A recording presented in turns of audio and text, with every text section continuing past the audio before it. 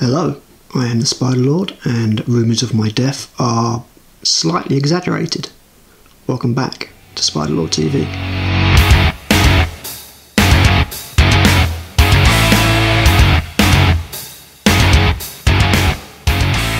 Okay, yes, we are back.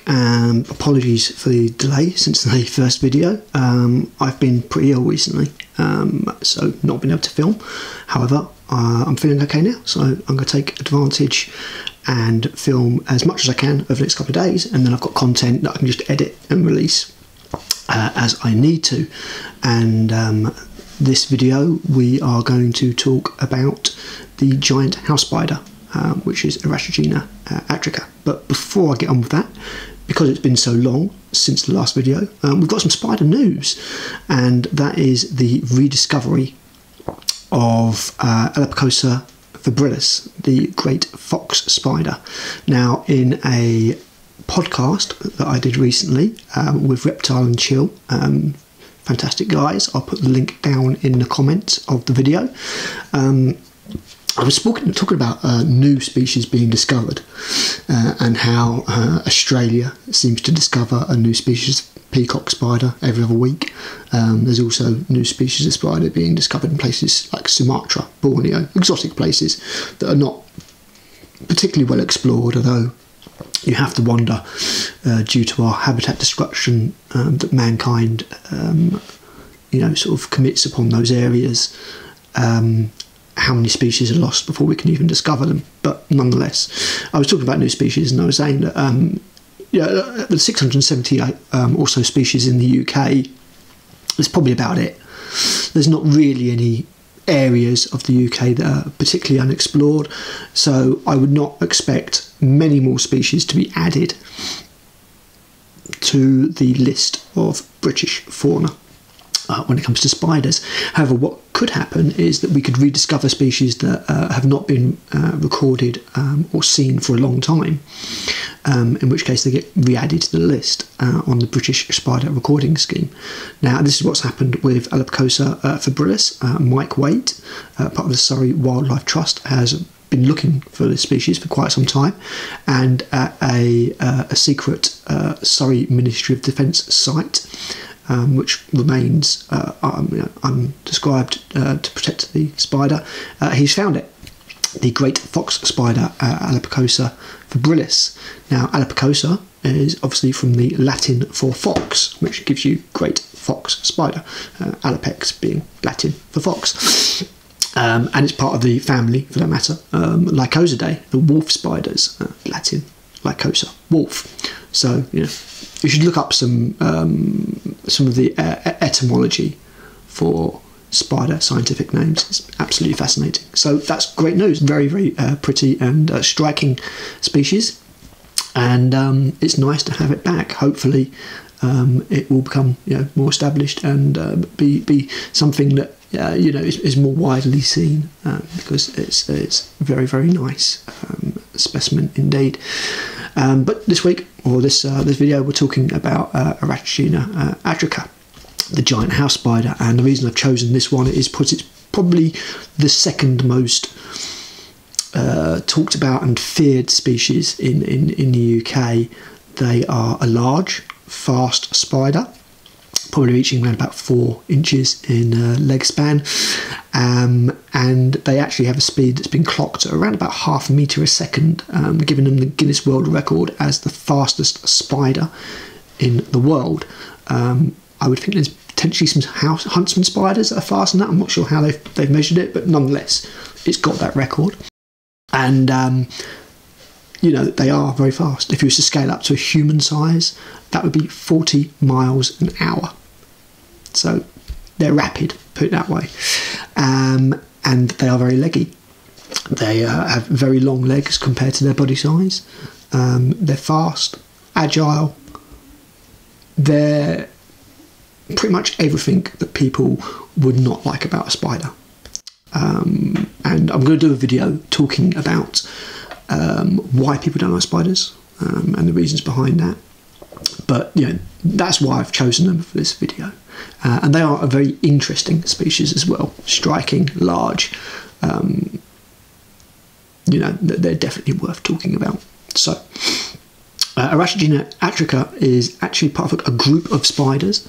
Now what happened was this species was originally Tegenaria gigantea, which, you know, gigantea, giant house spider. However, the genus has been revised, as they tend to be in spiders quite a lot, and it was moved to Eratigena. Now, Eratigena, if you haven't already worked it out, is an anagram of Tegenaria. Take Tegenaria, swap it around, bang, you got Eratigena. And this species was originally known as Tegenaria atrica, so it's just reabsorbed that name under a different genus. And it's actually a group of 3 spiders. So you've got Eratigena atrica, Delucia, and Surveyor, which are all only identifiable or distinguishable at a microscopic level. You need to look at the pedipalps or the epigyn, basically the sexual organs of the spider, in order to distinguish between them. They're not readily identifiable just by looking at them usually, and they are very fast, as I've said, unpredictable, and they're the one that the papers go on about invading in the autumn. They're not invading, it's just their time to breed. The males go looking for females, and this sometimes leads them into houses. Although they're called house spiders, I just as often find them in crevices in brickwork. They're normally, don't get me wrong, they're normally an urban species. They like taking advantage of the constructs that we make. It gives them good homes, good opportunities for pests and prey.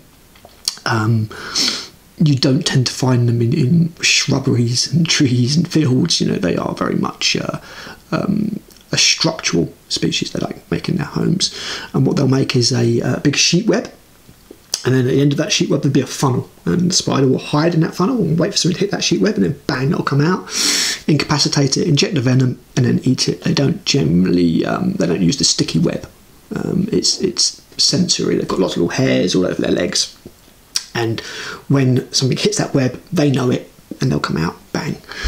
I will be inserting videos and things in the video, in screen in this video, so you can see some examples of what I'm talking about. And what will happen is the male will go out, he'll find himself a female, and he'll mate with her, and then normally she'll eat him to provide a nutritious meal for her offspring for when she lays the egg sacs. If the female is not quite ready and not quite mature, the male will guard her. So he'll stand at the entrance of her funnel, and he'll claim her for his own until she's mature, and then they'll mate, and then she'll eat him. So, you know, it's not a happy family. It's the male, no matter what way you look at it, once he gets his leg or 8 of them over, or I suppose technically his arms over, under, he'll be eaten. So male spiders get a very rough end of the stick. The female will lay the egg sac.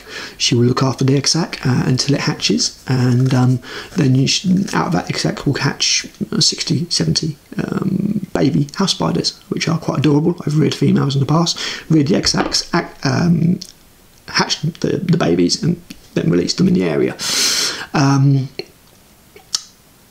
They will stay clustered for a little while, but then they'll disperse and go off and do their own thing. The female doesn't really do any looking after the spiderlings, and certainly there's not been any matrophagy or eating of the female or the mother that I've seen.